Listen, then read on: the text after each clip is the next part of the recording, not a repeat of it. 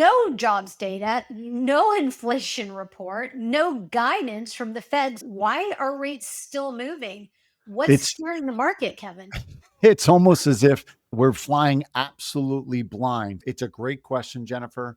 And to me, there's about 4 or 5 things that really has traders and the Fed watching. Number 1 is the 10-year treasury. Traders are going to follow trends. If money is moving back into the crypto market, that means that treasuries are going to have money pulled out.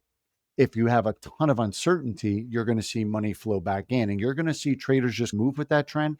And my point is, it doesn't need to really make any sense.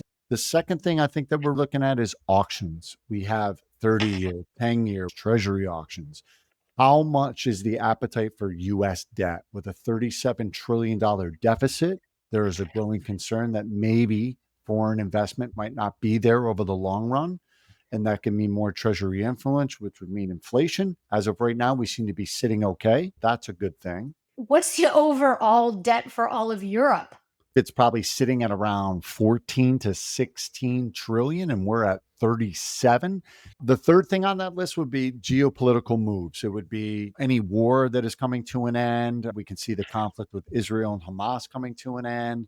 If we get increased volatility at a Russian Ukraine, also just like with China, this tariff now looking to increase tariffs on their raw minerals. You have a lot of that risk.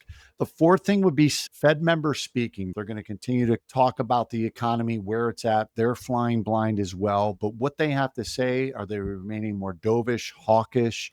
Are they still looking at Fed rate cuts? Fed Powell came out and said, hey, we're still on pace for our Fed fund rate cuts. That was good news. And then the last thing, I think the biggest one is just corporate earnings. That's allowing traders to really look under the hood. Is the consumer still in play? Are they moving away? What are companies doing now that AI is taking over with layoffs? Corporate earnings is probably the fifth thing that really plays into what's moving the market right now.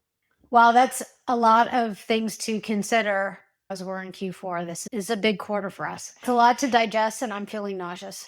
Don't get sick.